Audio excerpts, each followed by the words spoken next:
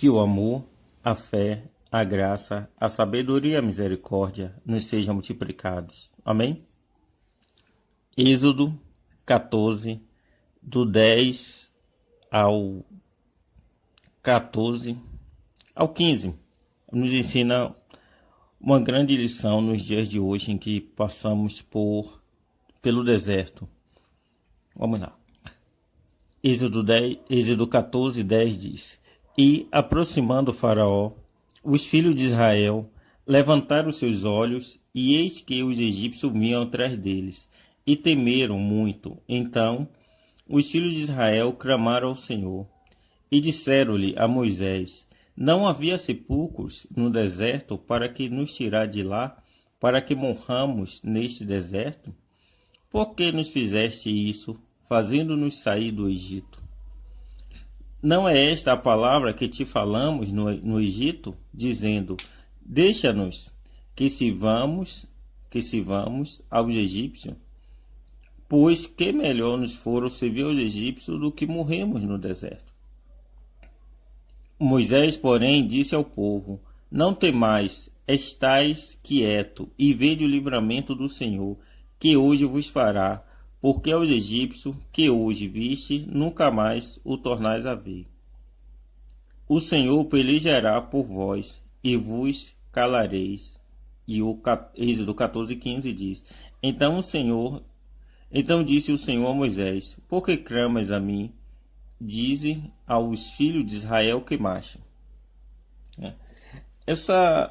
Esse relato que nós temos em Êxodo 14, do 10 ao 15, mostra que os filhos de Israel eram escravos do povo egípcio.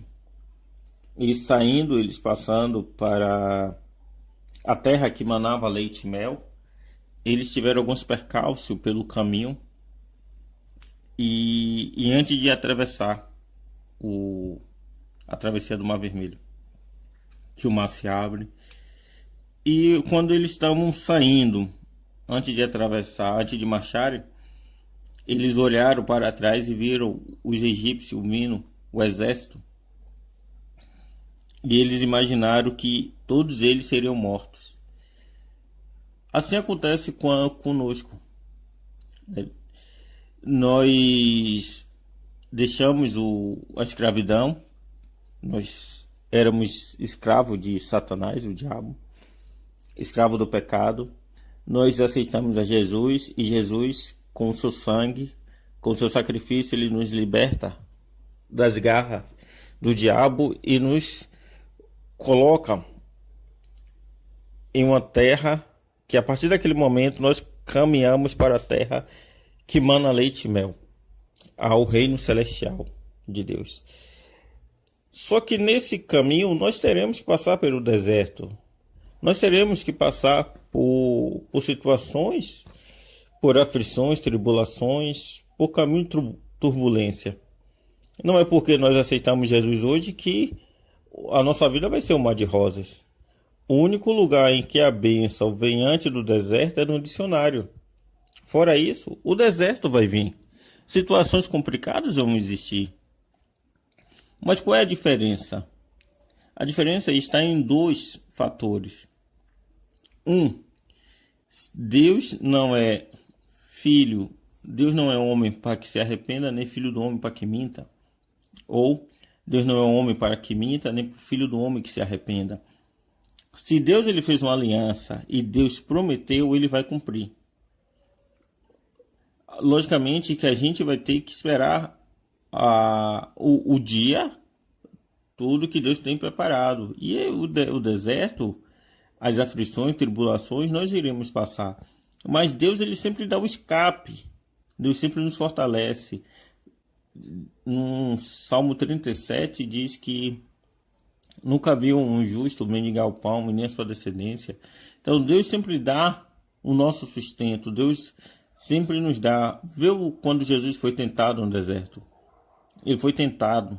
O que aconteceu? Os anjos vieram e cuidaram dele.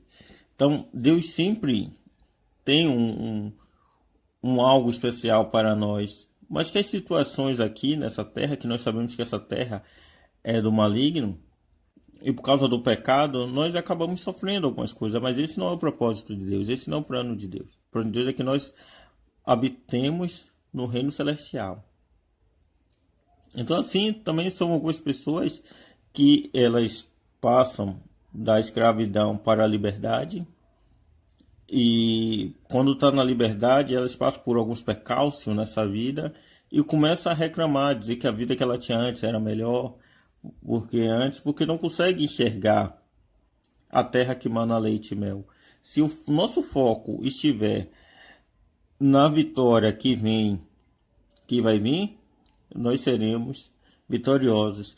Paulo, não sei se é Paulo ou se é o livro de Hebreus, ele diz: se os nossos olhos estiverem somente nessa terra, nós seremos os homens mais miseráveis dessa terra. Então, Deus irá nos abençoar, Deus irá derramar sua graça, e nós seremos abençoados. Nós já somos abençoados e continuaremos sendo abençoados nessa vida, mas também na outra vida. Nós não sentiremos o dano da segunda morte e nós viveremos para sempre com o Pai. Que nós possamos ter esse pensamento futuro, pensamento de estar no paraíso, de estar junto com Deus, junto com Jesus, junto com o Espírito Santo, junto com os santos e justos que morreram anos atrás e que ressuscitarão primeiro que nós e que estarão com o Pai para toda a glória. Não estará no inferno queimando com o diabo e seus anjos. O nosso olhar tem que ser um olhar futuro. Deus irá suprir todas as nossas necessidades. Isso eu posso afirmar. Mas nossos olhos, nós temos que estar atentos. Também que quando passamos pelo deserto, que nós não nos desanimamos. Tá? Olha o que a Bíblia nos ensina em 2 Coríntios 4, 8 e 9. Em tudo somos atribulados, mas não angustiados, perplexos, mas não desanimados, perseguidos, mas não desamparados, abatidos, mas não destruídos. Então que nós possamos viver assim, firme e forte na lei do Senhor, porque mais forte é aquele que está em nós do que aquele que está no mundo. Que o amor do Pai, que a graça do nosso Senhor Jesus Cristo e a comunhão e a consolação do Espírito Santo esteja sempre conosco, para a honra e glória do nosso Deus. Amém.